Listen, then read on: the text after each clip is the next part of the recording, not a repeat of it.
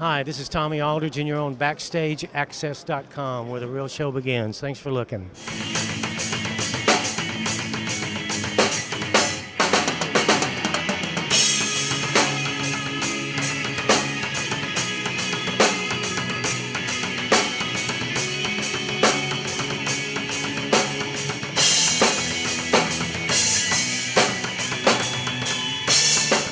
BackstageAxxess.com. We're here at the Yamaha very, very big booth at the Marriott NAMM 2013 with a drumming legend, Tommy Aldridge. Tommy, how you doing? I'm well, thank you. And Thanks. he just got done doing a presentation right here, this beautiful kit.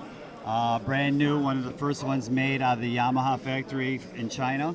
You want to tell us a little bit about the kit? I don't know much about the technical specifics. All I know is the shells are oak, and I played some of the prototypes last year or so when they were, coming up with the formula. And again, I don't know the specifics of it, but gorgeous oak kit, and oak has a real nice bright attack. But sometimes my experience with them is a little bit too bright, Okay. These, they found some way to warm them up. I don't know how, so it's kind of like a cross between a maple kit and an oak kit. Okay. Lots of top and lots of bottom.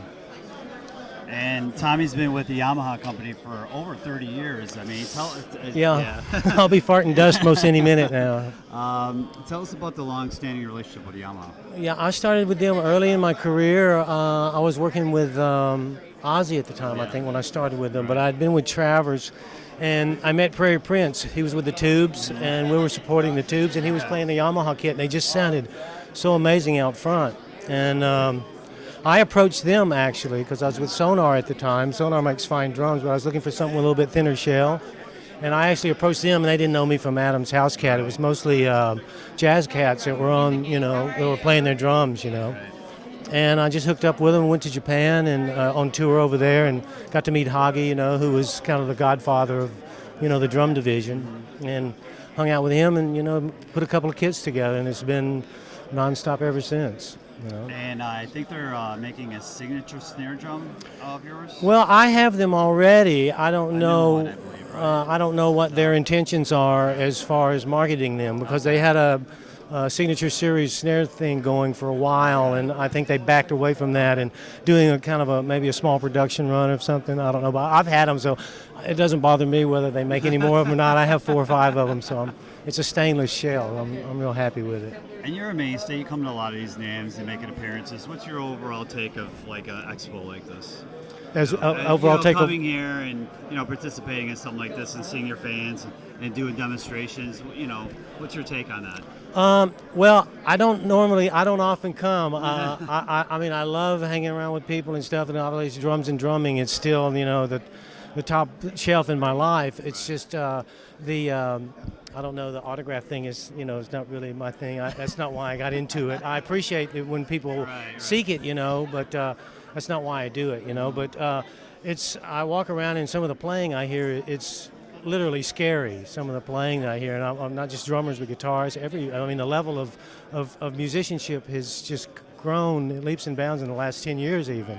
And it's really exciting and humbling at the same time. So it's a good chance to get out and kind of get your fingers on the pulse, because a lot of times you get so isolated or so introspective in your own thing, and it's so time consuming being out on the road and stuff, you don't really get a chance to get back and do the things that you did when you first started playing. It becomes a business, and so it's a good chance to touch base and come back down to earth, so to speak.